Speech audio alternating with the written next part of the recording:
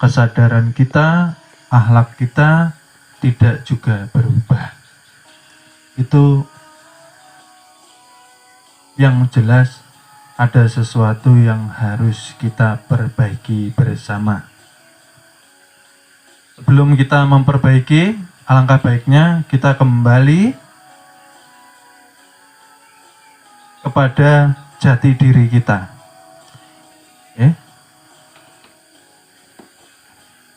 Sebelum kita membahas jati diri, perlu kami mengingatkan kembali bahwa junjungan Nabi besar kita yang sangat amat kita cintai dan sangat amat kita rindukan ialah junjungan Nabi besar Nabi Muhammad SAW yang kelahirannya didoakan 30 generasi dari Nabi Ibrahim.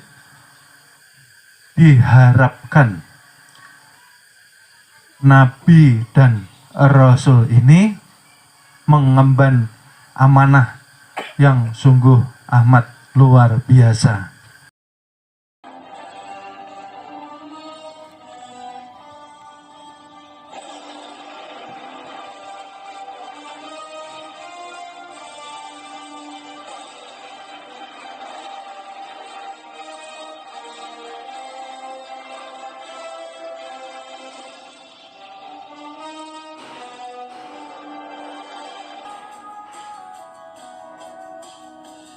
Sebelum kita mulai, saya terangkan dahulu yang ada di ujung. Penerangan untuk murid. Diberi kotak karena selain murid tidak mendapatkan penerangan. Jadi apabila kita ingin mendapatkan penerangan, haruslah kita menjadi murid dari perguruan kita. Dan di sini ada perguruan ilmu ma'rifatullah. Bahwa perguruan itu adalah tempat untuk berguru, ilmu adalah pemahaman, ma'rifatullah adalah pengenalan diri, dan nantinya akan mengenal Allah Ta'ala. Paham ya? Jadi perguruan kita mengajarkan ilmu kenal diri dan nantinya mengenal Allah Ta'ala. Syaratnya taubat itu apa? Harus memperbaiki diri. Ya kalau kita hanya istighfar, hanya sholat taubat, tidak mau memperbaiki diri,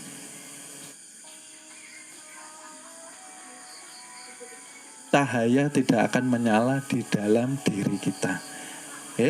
Oleh sebab itu kehidupan kita selalu dirundung masalah dan masalah yang selalu mengikat ke dalam diri kita. Karena kita belajar ilmu ketuhanan tidak disertai dengan ketaatan dan kepatuhan. Taat dan patuh ini hanya hiasan saja loh. Kita ini lebih takut polisi di jalan karena tidak pakai helm, takut ditilang. Tapi kalau kita melakukan kejahatan, maka kita selalu bersama Tuhan, diliputi Tuhan, tapi tidak ada takutnya kita loh. Nah, kayak apa? Ya introspeksi diri masing-masing. Kita ini, ya Allah, bagaimana mau sadar ketuhanan terus, ya Allah, ya Allah. Bagaimana hidup kita mau senang, mau tenang. Kita tidak sadar-sadar. Kita ini sudah tidak ada. Di ilmunya Adam tiada. Yang ada Allah menjahirkan ke dalam Muhammad. Loh, yang ada Allah dan Muhammad. Kita tidak ada. Lah, kita mau tampil ini loh. Kalau kita mau tampil artinya kita mau jadi Fir'aun, mau menguasai titipan Tuhan, gitu loh. Ya tak?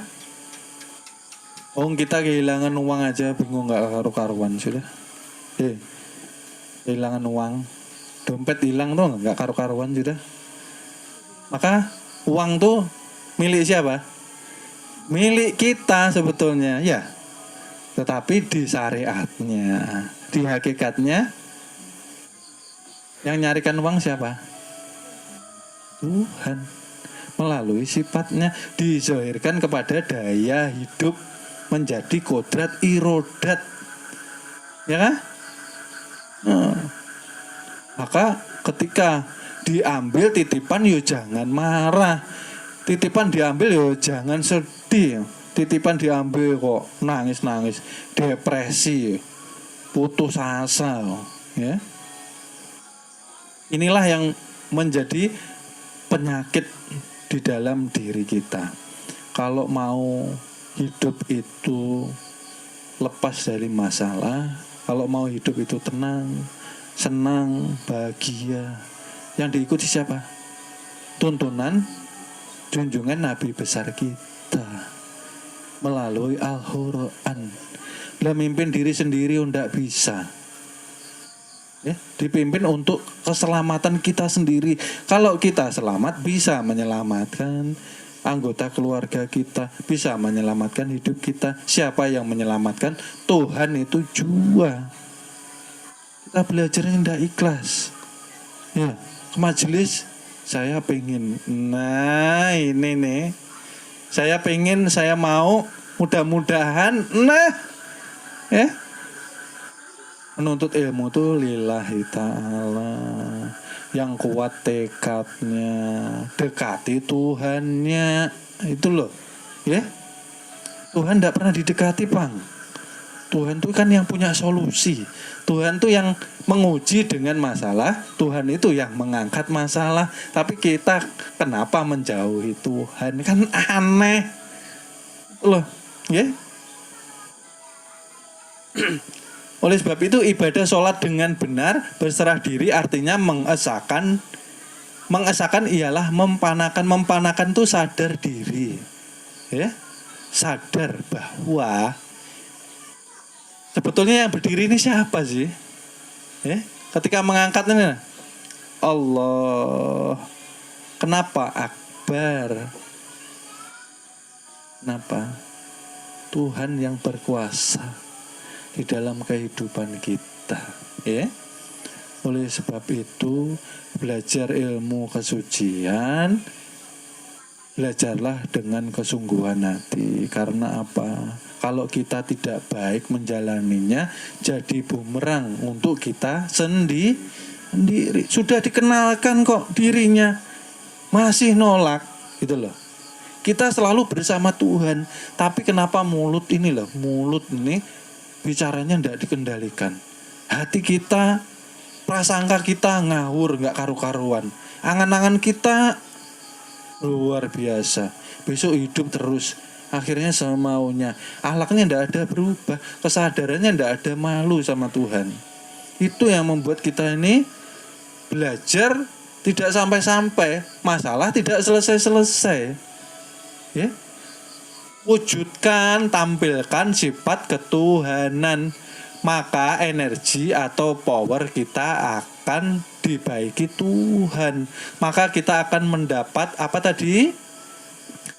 Kebahagiaan, ketenangan dan kebahagiaan ini karena dilepaskan oleh Tuhan semua masalah beban hidup kita. Kita tidak pernah percaya sama Tuhan ini lah. Ya. Tuhan ini menggenggam kehidupan kita detik ini dan esok yang akan datang dalam genggaman Tuhan. Tapi kita tidak pernah percaya gitu loh. Ini yang repot, ini bahaya sekali. Ya. Kalau sudah mendapat kebahagiaan, ketenangan, maka baru mendapatkan pencerahan. Dari gelap menuju kepada yang terang. Itulah dikatakan hijrah. Kalau sudah mendapatkan pencerahan, maka timbul rasa malu. Kalau sudah malu, dia pasti taat. Kalau sudah malu, dia pasti patuh. Al-Quran tidak ada yang dilanggar. Dan seperti itu. Introspeksi masing-masing murid ini. Ya.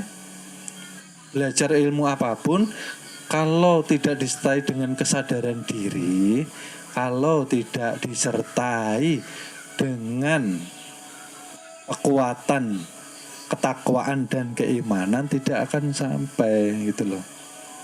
Coba introspeksi. Adanya masalah kita tidak selesai-selesai ini kenapa sih?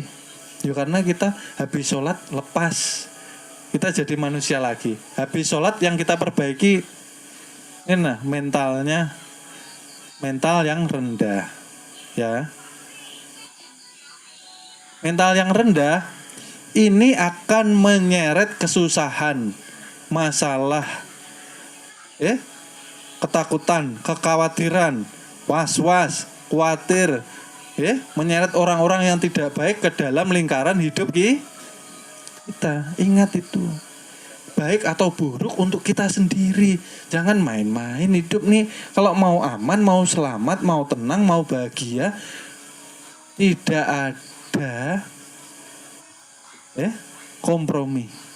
Harus mendekati Tuhan itu sendiri. Masih gak ini kita ini masih di sini aja. Maka dikatakan Al-Quran itu petunjuk jalan hidup yang menjadikan manusia menjadi insan yang bahagia, yang tenang. Hidup di dunia ini menyenangkan sebetulnya. Karena kita dari kecil tidak pernah dibimbing dengan Al-Quran, tidak pernah dibimbing dengan sunnah-sunnah Nabi, tidak pernah dijelaskan dengan hadis, makanya kita ngawur. Nah, sekarang ya kami harap dengan sangat karena kami sayang semua dengan saudara-saudara kita ini di perguruan, kami sayang semua, dengan sangat kami harap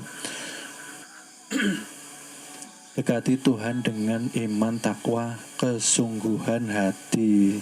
Jangan hanya di bibir saja. Karena orang mengucapkan iman di bibir saja akibatnya fatal, bahaya, fatal.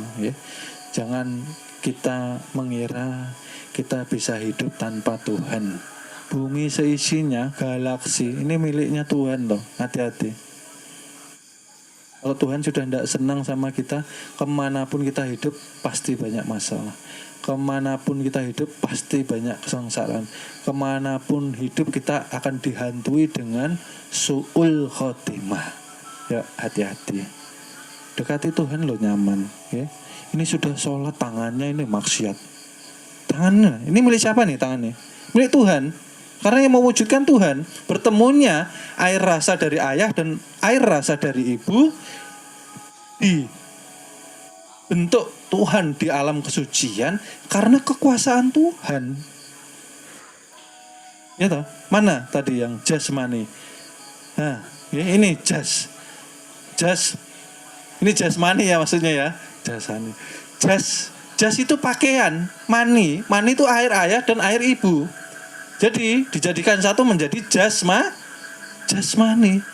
Ini pakaiannya ruh, dikatakan jasad, gitu loh. Yang bikin siapa? Tuhan. Ini milik Tuhan. Kenapa kita pakai semaunya ini? Kita dizohirkan, dijadikan manusia menjadi insan kamil, tapi kita durhaka sama Tuhannya. Salah siapa? Kita ke Tuhan. Tuhan tuh sayang loh. Kapan mau berubah nih kapan, saya mau tanya. Nunggu kapan? Umur berkurang terus. Gak ada yang tahu kita mau pulang kapan. Ini jangan dunia terus yang dijadikan masalah besar. Masalah saya besar, guru. Saya punya ini. Masalahmu dengan akhirat ini kayak apa? Maka di akhirat kamu sendirian. Kalau kamu tidak selamat kayak apa? Gitu loh.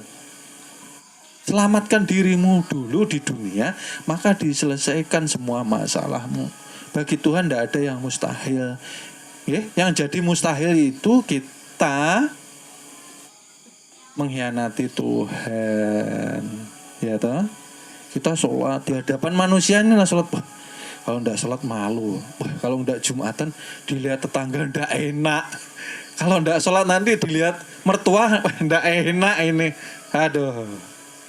Kayak apa nih iman kayak gini nih? Maka Yang diseru untuk ibadah kan hamba. Yang tidak mau sholat siapa? Saya tanya. Yang tidak mau disuruh ibadah siapa?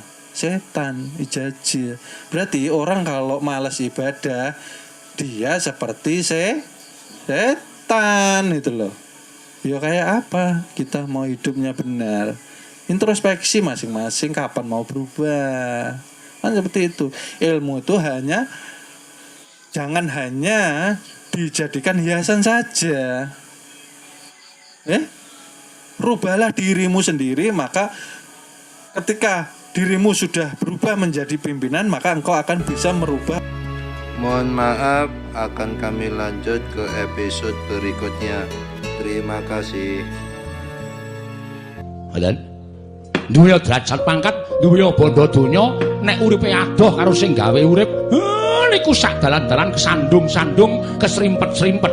Ning arepa uripe kaya kula niki sarwa kekurangan, ning cedhak karo sing gawe jagat. Lakune ya kepenak, ora bakal kesandung, ora bakal kesrimpet. Kuwi mung penemune wong goblok. Penemune wong sing ora ngerti marang ilmu. Sing kandha sapa? Wong sugih, wong duwe derajat kok adoh karo sing gawe urip. Ming gumantung karo gone ngrasake. Ning mesti adoh karo sing gawe urip. Jalaran apa kok iso kaya kandha kaya mangkono? Mergo derajat pangkat niku sing iso micake wong.